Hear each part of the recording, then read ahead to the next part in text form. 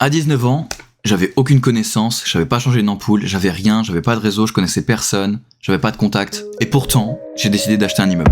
Avant toute chose, pourquoi je me suis lancé ? Je voulais poser la première vraie pierre d'un empire que j'ai envie de construire depuis longtemps. Un vrai projet solide qui allait pouvoir m'aider dans ma vie et qui allait pouvoir me faire changer de situation. Et pouvoir me donner plus de liberté, parce que si tu es salarié, tu sais très bien que tu n'en as pas beaucoup. Donc pour ça, fallait pas que je commence petit, j'ai commencé gros avec un immeuble. Donc j'ai commencé les visites. Là, ça a été terrible. J'ai fait une dizaine de visites, et écoute-moi bien, à chaque fois, on me prenait pour un con. Que ce soit les agents immobiliers, les artisans, tous, vraiment sans exception, me prenaient pour un con. Dans le sens où à des moments, au tout début, j'y suis allé avec mon grand-père pour faire une visite, l'agent immobilier parlait à mon grand-père, alors que c'est moi qui achetais. Quand j'y allais avec des artisans, l'agent immobilier parlait aux artisans. Et les artisans, ils en avaient rien à foutre d'être là. Dis-toi que j'étais tellement pas pris au sérieux que les artisans m'envoyaient jamais les devis. Et pourtant, j'insistais lourdement. Je rappelais, je renvoyais des messages, jamais aucun devis. Pour eux, j'étais un gamin et ça se voyait. Je subissais un manque de respect, je te jure, t'as jamais vu ça. Et aussi, à force de faire des recherches, j'ai dû visiter une dizaine d'immeubles, je trouvais rien, tous les immeubles étaient vraiment horribles, donc fallait trouver des solutions. Donc j'ai changé de stratégie. Je me suis dit, je vais prendre une maison que je vais diviser en plusieurs appartements. Donc ce qui est un projet énorme pour quelqu'un qui connaît rien en travaux. Mais je me suis dit, vas-y fonce. Et en plus de ça, du coup, il me fallait une nouvelle capacité, la capacité de visualisation. C'est-à-dire que quand tu vois une maison et que tu te dis, je veux faire 4 appartements dedans, va falloir que tu imagines où seront les entrées, les sorties, le compteur, et comment tout va bien fonctionner. Et là, je trouve enfin une maison qui me plaît. Je fais une offre, elle est vendue. Est-ce que c'est bon ? Et cette maison, je passe tous les jours devant. Au bout d'une semaine, j'en peux plus, je la vois 4 fois par jour, cette baraque, il y a toujours le panneau à vendre. Je rappelle, est-ce que vous êtes sûr qu'elle est vendue ? Oui, elle est vendue. Ok, je sais que la maison était en vente dans 4 agences différentes, j'appelle les 3 autres agences, dont une qui me dit « Non, le bien il est toujours à vendre, c'est vrai que du coup on avait un client qui s'était positionné, mais il a pas eu son crédit. » Et donc là, ni une ni deux, je reprends le téléphone, j'appelle la dame qui m'a fait la visite, et je lui dis « Le bien est remis en vente sur le marché, je fais une offre, refusez l'offre. » Je me dis « Ok ». Je fais une deuxième offre un peu plus haute, refusé. Donc là je comprends pas. Je demande à la dame de l'agence pourquoi. Elle me dit parce qu'en fait du coup on est obligé d'expliquer un petit peu le persona du coup de la personne qui va acheter. Et la propriétaire refuse de vendre à quelqu'un qui est si jeune, parce qu'elle pense que je n'aurai jamais le crédit. Donc là ça commence à me casser les couilles. Donc là mentalement il se passe un truc, je me dis mais putain mais c'est pas possible, pourquoi il y a que des bâtons dans les roues ? Depuis le début de cette histoire, tout s'est mal passé, et t'inquiète pas sur la suite, ça va être pire. Donc j'insiste lourdement auprès de l'agence, et le directeur d'agence lui-même appelle la propriétaire, elle accepte de me vendre le bien, let's go. Sauf qu'un détail que j'ai pas dit, c'est que tout ça se passe en juillet-août, et que quand tu signes un compromis,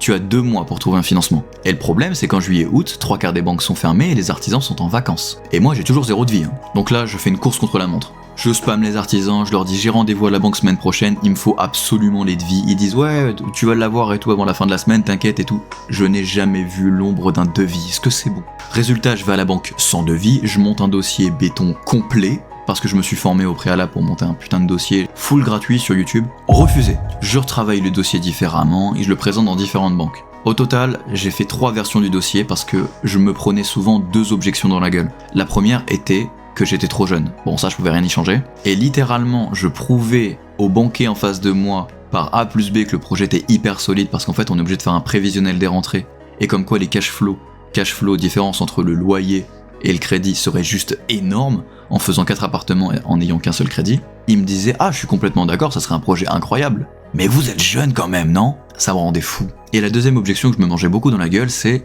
mais demain, si vous voulez une résidence principale, vous allez faire comment ? Et je dis oui, mais pour le moment, j'en veux pas. Ouais, mais demain, si vous voulez. Donc j'ai remonté le dossier différemment, en disant bon ok, sur 4 appartements, je vais en prendre un pour moi. Ouais, mais quand même, 4 appartements, c'est un gros projet. Bon ok, je vais faire en sorte qu'il n'y ait plus que 3 appartements et que moi je vive dans un des apparts. Ah ouais, mais quand même, c'est un gros projet. Donc au total, j'ai vraiment présenté le dossier de manière différente 3 fois, et j'ai fait 14 rendez-vous bancaires. Les 14 fois ont été refusés.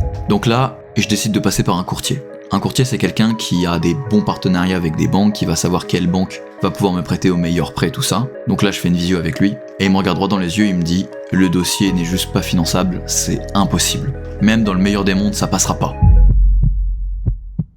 Et là, ça m'a vraiment fait un mal de chien, parce que je me suis vraiment dit « Putain, mon projet ne va pas pouvoir avoir lieu. » Et quand tu te prends que des murs depuis le début, que tu te fais chier dessus par tout le monde, et que là encore on te dit que c'est pas possible, mentalement ça fait vraiment mal. Et donc là, il restait encore quelques rendez-vous que j'avais planifiés dans certaines banques. Il me manquait, je crois, 2-3 retours, et je me suis dit « Écoute, j'attends juste les réponses, et si c'est encore négatif, je me casse, je change de pays. » cherche pas à comprendre, j'avais juste besoin que ma vie change, et si ça allait pas être grâce à l'immobilier, au moins j'aurais vécu quelque chose d'autre ailleurs. Et donc là, dans tout ce chaos, le téléphone sonne. Une banque m'appelle pour m'annoncer que le dossier est bien accepté. Et là, let's go, je signe l'offre, je ne réfléchis même pas, je me déplace, j'accepte au téléphone. Je dis ouais, pas de problème et tout, je m'en fous des conditions, j'accepte, y a aucun problème. Et à la fin de l'appel, qu'est-ce que je fais? J'appelle ce putain de courtier pour lui dire d'aller se faire foutre, parce que putain, j'avais réussi. Donc là, on arrive 3 mois plus tard. J'ai les clés, rendez-vous chez le notaire. Et même lui, ce con, ne me prend pas au sérieux. Et quand je dis qu'il me prend pas au sérieux, c'est qu'il me parle juste pas. Donc bref, j'ai les clés, ça c'est une bonne nouvelle. Mais la mauvaise, c'est que j'ai aucun devis, aucun artisan, et que mon crédit commence. Donc tu l'auras compris, j'étais pas prêt du tout, et j'aurais pu éviter ça.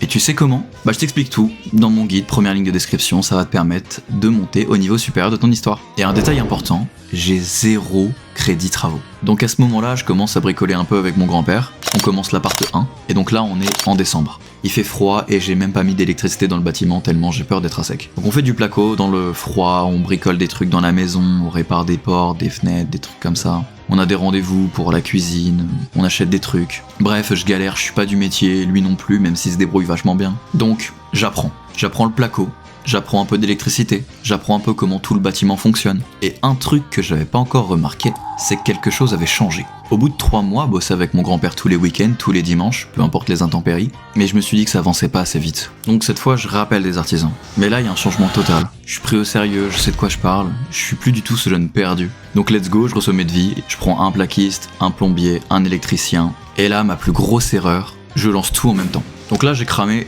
toutes mes économies, et là il y a tout qui ralentit, l'appartement 1 qui stagne, le deuxième aussi, et le 3 et 4, on n'en parle pas. Donc aujourd'hui ça va faire 1 an que j'ai reçu les clés, où j'en suis. L'appartement 1 est bientôt fini et bientôt lancé en location courte durée, l'appartement 2 il doit rester un bon 6 mois de boulot, l'appartement 3 et 4 on va pas en parler, j'en suis très loin. Donc la leçon de tout ça c'est quoi? Les grandes choses prennent du temps.